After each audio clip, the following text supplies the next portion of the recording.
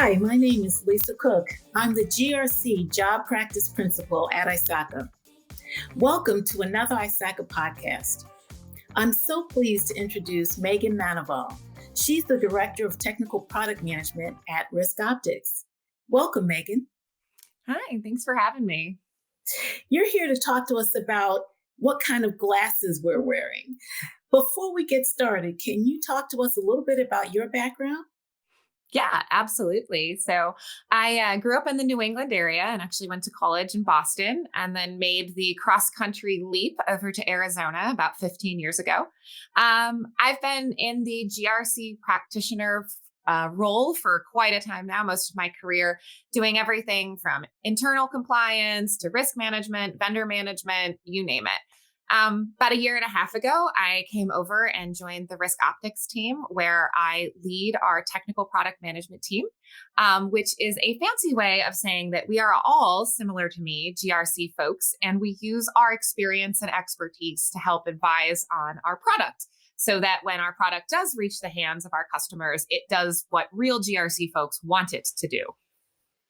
Well, I did a little background on you, and you also say that you are an acronym enthusiast. Can you tell us a little bit more about that? Yes. And I think the GRC world, obviously an acronym, but just security in general, we love our acronyms, right?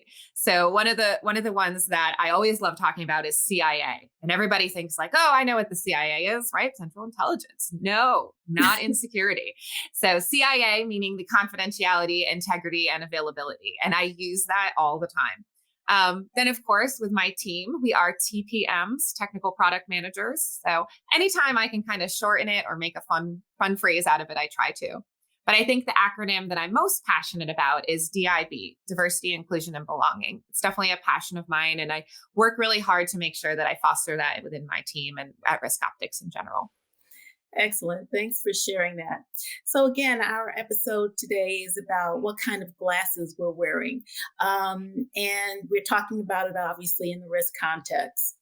Megan, tell us a little bit about what one of the most common struggles are when it comes to risk management.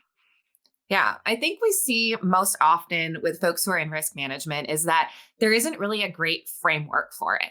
So a lot of times people in the GRC world, we're used to using frameworks or requirements. We have SOC 2, we have ISO 27001, things like that. So when it comes to risk management, it was natural that we would want to look for some sort of framework or some sort of guide. And depending on where you look, there's a lot of different ways to approach it, different methodologies, and there really isn't one industry standard. And so that's been a challenge for a lot of people. Now, what we're starting to see is a lot more alignment on the methodology, but we're still seeing a lot of disparity when it comes to terminology. And so I recently read a study where less than 50% of the respondents could define risk, threat, and vulnerabilities in the same way. So there's clearly this split between not only that framework or methodology, but the terminology we're using and how we're connecting those things together. I think that's really one of the biggest struggles that we're seeing in risk management right now is how to get it off the ground. Okay. And also you talked about definitions or terminology.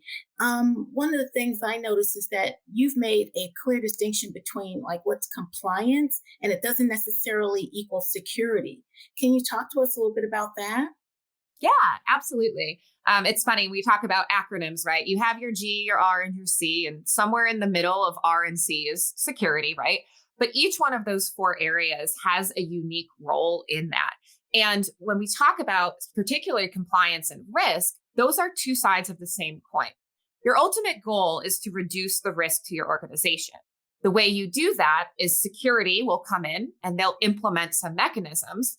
And then compliance comes in and validates that those mechanisms are actually reducing your risk.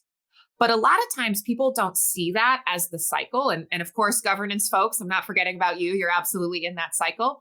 But a lot of times people think that there's sort of 3 or 4 different areas and they become very siloed in organizations. When in reality, a lot of those pieces of the puzzle, they fit together to ultimately give you that portrait of your risk landscape. But if we're not connecting those dots, then that's when we start to lose some of that clarity. And we start to have issues, like we said, with silos and duplicative work, manual work, things like that. So that really ties very nicely into the title of the article that you wrote for ISACA and talking about what kind of glasses are you wearing, because that view is not always the same. So, talk to us a little bit about who would you describe as wearing what you called in the article rose colored glasses in the risk and security space, and why? Yeah. So, yeah, the first glasses we talk about are rose colored glasses. And if folks aren't familiar with that, that's sort of this, we'll call it optimistic, but potentially naive view. And that usually happens when people are focused on compliance. Now, I don't mean that to sound like compliance is a bad thing, but if you're thinking about it, if you're focused on passing audits and marking controls as effective, then when you reach that, it's like it's a big accomplishment, don't get me wrong, but it's almost like an end state. And so we've reached compliance, we've obtained our report, and everything's great and it's something to celebrate. But what happens when you're projecting that is that if I go to my board of directors or my leadership and I say, we're passing all of our audits, all our controls are effective, how am I supposed to justify additional resources or additional tools or budgeting and things like that? But beyond that, what happens is that you're painting this rosy picture. And then if something does happen, or you do need to go back and fix something, your board isn't going to really understand, and you're going to start to lose confidence there. So instead of having that real optimistic view, which isn't bad, we really need to focus on putting it into the context of our business. What does it really mean that we obtained our SOC 2? And is that SOC 2 doing enough, or how well are we protecting ourselves? It isn't just enough to have a report. We need to be able to visualize exactly what that compliance does and how it impacts our risk reduction. And would you say that those controls, as a result, we paint a rosy picture, we're saying the controls are fine, but we haven't necessarily reduced the risk? And that's one of the key concerns that you raise as well. Exactly. You know, it's like I said, it's great to pass an audit. I'm not saying anything bad about compliance, but audits really are point in time assessments. They're backwards looking, and they're able to say that based at this point in time, something was functioning. And even more to that, a lot of times they're using a sample population for testing instead of the entire population. And what that does is it really ignores or doesn't take into account that a nonconformity could happen in the larger population outside of testing. And so when we start to think about those things, they serve a purpose, absolutely, but they don't serve the purpose of demonstrating risk reduction, and certainly not demonstrating risk over time, or hopefully risk reduction over time. Okay. And you use another analogy or another metaphor. We talked about rose colored glasses and that naivete, if you will. But you also referred to blinders. Can you talk about why you write that some organizational leaders are wearing metaphorical blinders? Yeah, yeah. Well, it kind of goes hand in hand with the rosy colored glasses as well. If you think about it, if we're the GRC folks, we're the security folks, and we're saying, yeah, we can pass an audit, all of our controls are effective, then our board or our leadership might get that impression, and they're like, okay, cool, everything's fine. They don't want to see the details, or they I don't want to say they willingly ignore it, but we might not be necessarily giving them enough information so that they can fully understand it. And so they tend to more put on those blinders of, hey, as long as we can pass an audit, everything's fine. We don't need to invest in other areas, or maybe we don't need to mature those controls because we can get our audit. And that tells me that those folks don't really know enough about risk mitigation, and they probably don't know exactly how the risk impacts the business. And so they're making a decision based on not having all the information. Okay, interesting. Now, there's another metaphor, magnifying lenses. What are the Mm. dangers of using magnifying lenses when it comes to security and risk information? Yeah. So magnifying lenses are kind of the opposite of the blinders. So with the blinders, they're choosing to, hey, we don't need to do anything else. We can pass our audits. The magnifying lenses are boards that are hyper focused in on details. And this isn't always a bad thing, but it also isn't always healthy. And so if they're looking at your work and they're deep in the details of nonconformities and risk assessments and what does this vendor do and things like that, really what that's saying is that they don't have confidence, or they don't understand what you're doing. And so what that leads to is this hyper over analysis of things. And it can be stifling for risk professionals to be able to properly recommend and properly suggest what they should do or prioritize initiatives, because the executives or the other leaders who might not necessarily have all the context are drilling down into specific minutiae of your program. And so it really it hinders the efficiency of the program, and could also lead to focusing on areas that aren't as impactful, simply because you can't view the other areas that are impacting your business. So what you're saying is it's possible to overanalyze, which is so Yes. interesting, an interesting perspective. Yes, Is, for is sure. that overanalysis also, I don't know, is it part and parcel of perhaps our communication mechanisms, right? Oh, How yes. so Yeah. how does the lack of communication between these stakeholders, whether they be risk professionals, leadership, leave people or organizations highly susceptible to attack? Yeah, that's actually, and that's one of the big things that we talk about, is communicating the risk in the context that your business can understand. And so the analogy I tend to use is, if you go to your board and you say, hey, I need an investment in this particular tool or process, they're not going to understand the value of faster patching. Maybe we want to switch to, a 10-day SLA to an 8-day SLA so we can get our patches out faster. They're not going to understand the value there. They're not going to understand, hey, we need a log and a log and event tool. We need a SIM. We need something like that. But if you can go to them and communicate it in a way that they'll understand it in terms of the business, in terms of revenue, in terms of money, that confidence is start to build, and they're not going to be less in the details there. They're going to be more confident in what you're doing. And so a lot of what we do with the Risk Optics Roar platform is we have the concept of optics, where you can really view things in the context of your business.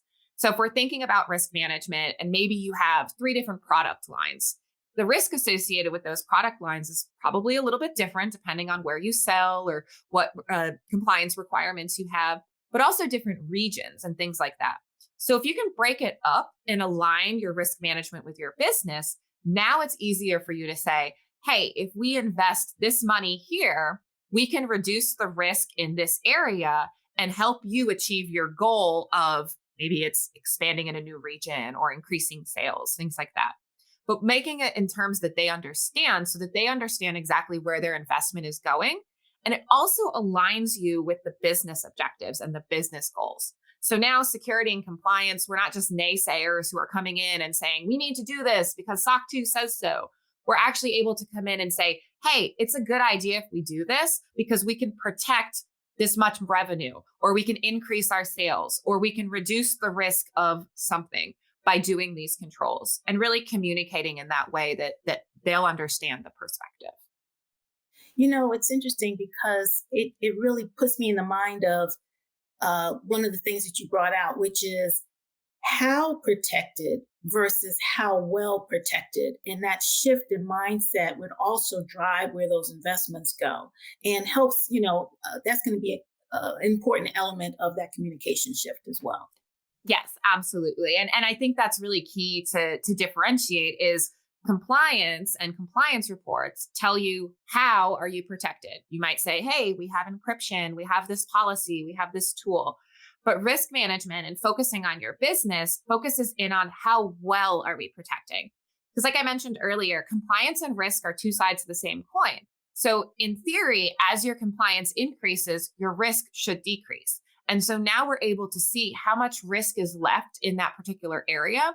Is that risk acceptable to us? And if not, you know exactly what controls need to be implemented or matured to continue to reduce that risk. Okay.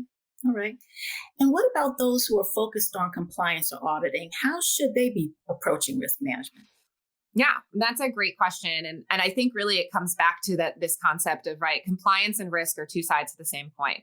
If y'all aren't working together, that's the first step. You need to figure out who's doing what in your organization.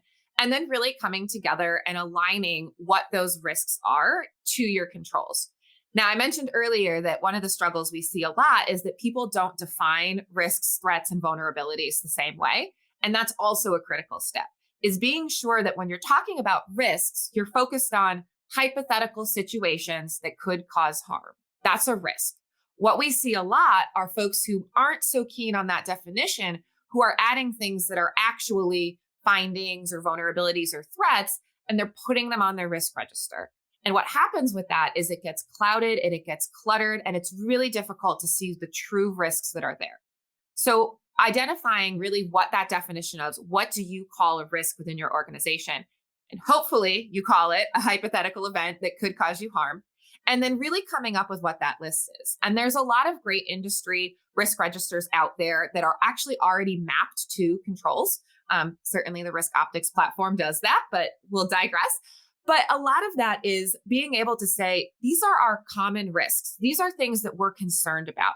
That could be loss of productivity. That could be lost revenue. That could be, a number of things. And then what are the threats that could cause it? Maybe a tornado. That's a threat. Maybe, a hacker could come in. What are those things that could cause the risk? And then what are the things that could prevent it? If we're talking about maybe a utility interruption, right? That could definitely cause loss of productivity. That's a threat. But what can we do to reduce that likelihood of that threat occurring? Well, we could have redundant service providers or redundant utilities. And so really focusing in on, we're already doing these compliance things, right? We have to, but how can we use that stuff we're already doing to demonstrate that we're reducing risk? And making those connections is really how you move from that compliance first kind of rosy picture to really being that risk first person who can communicate it in a way where you're going to understand that, yes, we're doing compliance, but we're doing compliance for the purpose of reducing risk. And we've successfully reduced the risk down to whatever that metric is. And then you can then prioritize if that needs to go down or if everybody's comfortable with it. Excellent, excellent. In my prior life before joining ISACA, I worked in audit and risk. And one of the things that we were often criticized about was being historians. And that ties into what you're saying, I believe, because that compliance can be a point in time, whereas risk, it sounds like what you're saying is it has to be forward looking as well. And so in order to not be, considered the historians, as our audit director used to call us, you add more value and you can be that more forward looking, take that risk approach that you just described. Exactly. An example that we talked about internally with my team when we were kind of, working on the blog and stuff was talking about GDPR compliance, right? And so a lot of folks are saying, we need GDPR, it's privacy. We do a lot of work outside, in different countries in the European Union there. And so we know we need to be GDPR compliant. And folks who are compliance first are going to look at that framework and go down the list and check off, yes, no, we do these things. A risk first person is going to ask, why do we need GDPR compliance? Well, we need GDPR compliance because we sell in the European region, right? Okay, so what could prevent us from being successful in that European Union, in that European region? Well, if we had high latency, that would probably cause some issues. If we couldn't support our customers within their time zones, if we don't have a data center that's there, those are things that are risks that you may not achieve your goal. There is a risk that you may not achieve your goal because of all of those things. Those things are threatening to you, right? Those things could prevent you from reaching it. But if you just did a GDPR, a self-assessment and went down the list, you would never identify those things. So instead of going down and doing an audit and saying, hey guys, I think we need to be GDPR compliant for this. What if you went to them and said, I know our goal is to increase sales in the European region.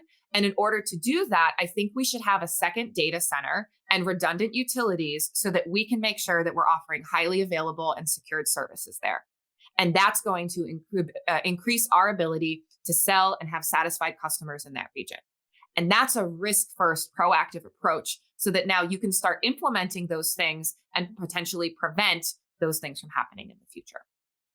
That's a great description of why organizations should shift from a compliance-focused approach to a more comprehensive risk program. Do you have any other examples that you can give? Yeah, absolutely. I think one of the big ones too is folks who work in product development. So a lot of times we have folks who they have an app, they have a website, they have some sort of tool, and a lot of times their customers will say you need to have a SOC 2 report. Right? Very common that your customers and your sales will drive SOC 2.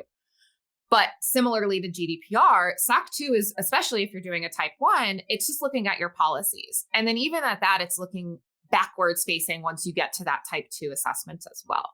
But if you were focusing on the risk, really looking at things like we were just talking about, latency, redundancy, looking at things like the security and your certificates and making sure that they're encrypted, those types of things are stuff that would be risks that you need to associate with those controls. And so if we're talking about the risk of, like we said, loss of productivity, well, what could cause that? What could cause our sites to go down? What could cause loss of revenue? If we were to have this incident occur, what would it do to our ability to meet our customers' needs?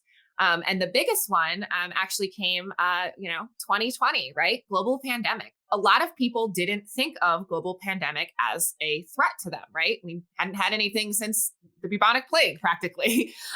So they didn't have that as a threat that they were tracking.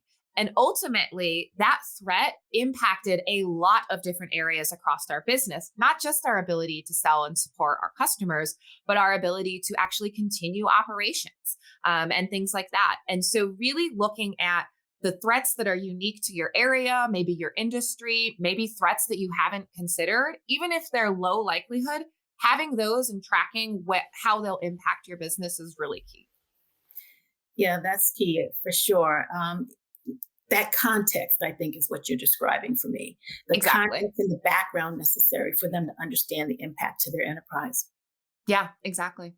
So, back with the risk colored glasses, what does it mean when risk professionals shift to wearing risk colored glasses? And what do those glasses reveal? Yeah. Well, I think I was joking earlier that the wrist colored glasses are like, the 3D glasses you put on at the movies. And Mhm. if you're looking at the 3D movie, it's just horribly blurred and you don't know what's going on. And then you put the glasses on and everything comes into view, right? Everything comes into clarity. And that's really what those wrist colored glasses do. When you're looking at your GRC program and you've got compliance activities here, maybe you've got some governance, you've got all these things kind of around, it's hard to see the clear picture. There's too many moving parts. Maybe there's a little bit of overlap, but a lot of the times you can't get that clear picture. So focusing on risk and focusing on that context brings that stuff into focus. So again, when we're talking about, your business, it's what are your business objectives? What are we trying to achieve? Maybe that's new sales. Maybe that's launching a new product. Maybe it's, trying to go IPO, things like that. And then it's taking a step back and saying, what could prevent us from meeting those goals? So that might be something that's in your control. Maybe it's not, but taking that step back and saying, what could prevent us from achieving success in Europe? What could prevent us from launching this new app or going IPO? And sometimes those things are a little more obvious. Sometimes they're not. But when you focus on that, then the next step is, okay, what could we do to prevent it? And that's where you start to pull the compliance side in. You're probably already doing a lot of it, but this is how you start to surface some of those unseen risks. So if you have a risk on your risk register and it's mapped to controls that you're either ineffective or have never been assessed, that's a red flag that you probably want to focus in on that risk area and start looking for compensating controls to reduce it. And it really just, like I said, brings everything into focus there when you start with the business context in the middle. Right. Thank you. And you were talking about unseen risks. That gets me thinking a little bit about what's on the risk horizon. Can you talk to us about what you're seeing and share with our listeners and viewers your thoughts there?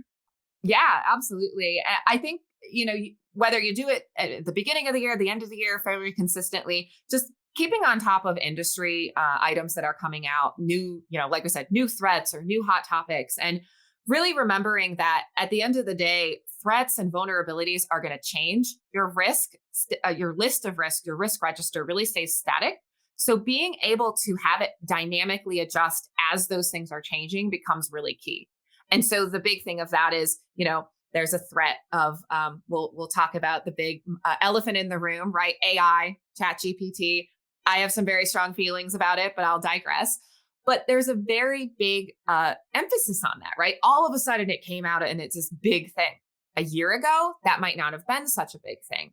And so when stuff like this starts to happen, whether it's, an industry trend, whether it's a new, executive order or a new regulation or something like that, understanding how that fits into your risk profile is what we're really starting to see being on the horizon, and being able to understand, not even just new threats, but has there been a change in threats? Or does the threat impact different areas of your business differently? And so focusing in on the new things and how they can impact their business. And so I will go back to ChatGPT for a second. There are a lot of really great positives with that, but it also it adds vulnerabilities. It adds a third-party access. It adds data, access concerns. And so really focusing in on just because it's new and cool, and in this case, just because it's free, doesn't mean it's free from risk. And that's really what we have to focus in on is a lot of times, especially when we're talking about third parties, when we're talking about outsourcing things or open source items, a lot of times people don't put that through their normal risks process. And especially with third parties, that's arguably the largest vulnerability your company has. And so if you're not looking at your third parties as part of your risk program, that's a huge disadvantage. I'm definitely recommending going into the future. If you're not looking at your providers and your vendors that way, that's really what we need to get to. And when we're doing these provider assessments, again, we're focusing a lot on compliance. What audit reports do they have? What external compliance can they give me? But it's a third-party risk assessment, not a third-party compliance assessment. And so what you should be focusing in on is what impact is this provider going to have on my business? What can they touch? Do they have data access? Can they integrate with your systems? Who's using it? And then what's the likelihood that that provider is going to keep you safe?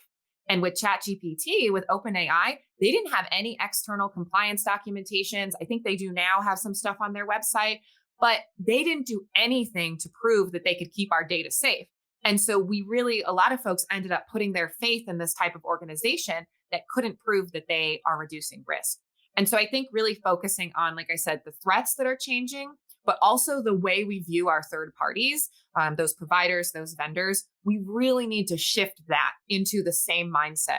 How can they impact the business? And what's the likelihood that there's going to be an issue with that particular provider? Thank you, Megan. That was so thought provoking. And we're going to have you back to talk about ChatGPT for sure. Anytime. But I really appreciate you taking the time to share with us how our view of risk may be our biggest risk of all, which is part of the title, and how using those analogies about glasses really helps us to understand what that view is and maybe to take some shifts that are necessary. That's all the time that we have now, but I want to thank you again for coming and joining us. It's my pleasure. And thanks to everybody for joining us. See you in the next episode. Thank you.